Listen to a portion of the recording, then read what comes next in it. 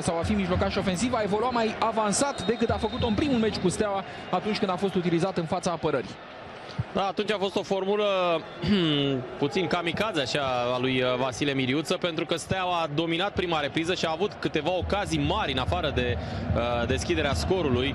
Iată-l pe Omrani aici, încearcă o pasă în adâncime, Bălașa reușește să o intercepteze. Întâlnire foarte interesantă, viitorul Dinamo, centrare pentru Alibec aici. Aleargă după balon Ovidiu Popescu, pasă excelentă pentru De Amorim, se întoarce brazilianul William De Amorim, să vedem decizia, jocul lăsat să continue, balonul este la Momcilovic. Să revedem această acțiune a lui William De Amorim, care îl driblează frumos pe Deac, își prelungește aici puțin mingea și se poate da lovitură de la 11 metri fără nicio problemă. Iată, deși pe această a doua reluare, William De Amorim se prăbușește peste Laurențiu Rus. E bună luată de Radu Petrescu. Omrani! Boară! Mingea sare în transversal, apoi mingea respinsă de Enache în corner. Ce ocazie are CFR Cluj la această fază. Cum a trecut Omrani acolo? Formidabil!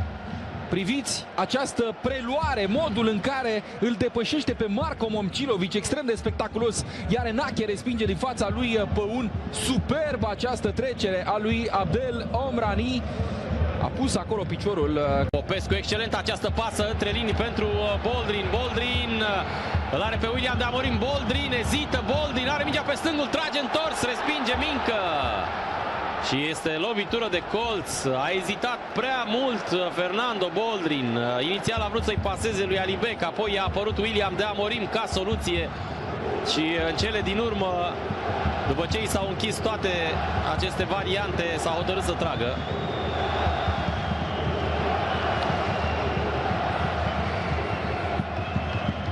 Până la urmă, centrare și bară! Ce șansă are Mincă la această fază. Avem ocazia lui Ovidiu Popescu. Excelent a bătut această lovitură liberă. Și într-adevăr un randament mult mai bun pentru Ovidiu Popescu, mutat la mijlocul terenului.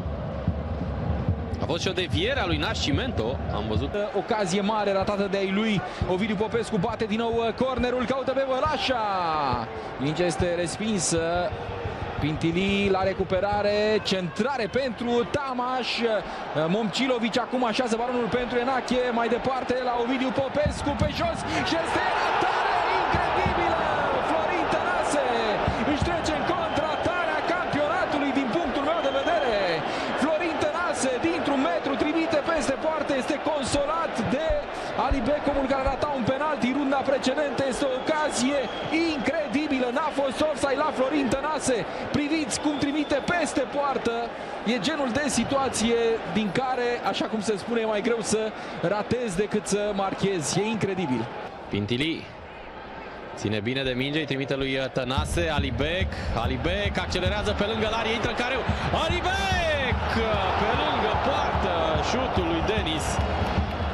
Foarte aproape de gol Denis Alibec, cât de lejer a reușit să treacă de Ionuț Larie. Și a venit și rândul unui coechipier să-i reproșeze lui Alibec faptul că nu a pasat. Ovidiu Popescu aștepta să-i scoată mingea pentru că Iacoliș în dreapta lui. E singura variantă viabilă. Iacoliș îi trimite lui Ovidiu Popescu, să vedem centrarea lui Enache la colțul lung, este Nioere.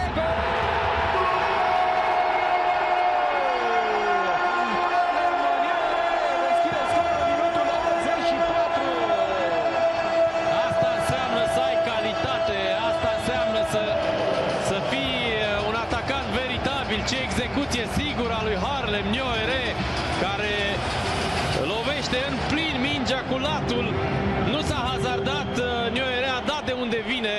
O execuție foarte frumoasă și Steaua deschide scorul în minutul 85.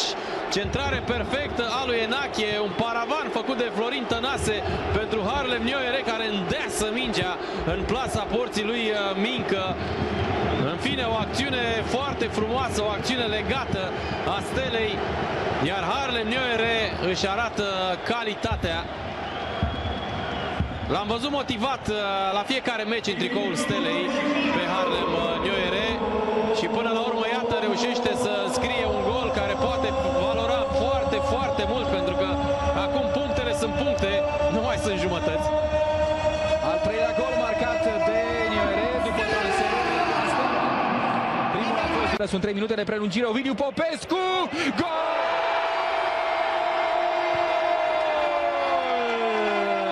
2-0 pentru Steaua. Caută din nou colțul lung Ovidiu Popescu, așa cum a făcut-o și în prima repriză atunci când a trimis în bară. Acum reușește să marcheze. Mincă, păcălit, crede traiectoria balonului. Ovidiu Popescu marchează un gol superb. Da, și risipește emoțiile suporterilor Stelei. Steaua care la acest scor trece pe primul loc cu un punct peste viitorul.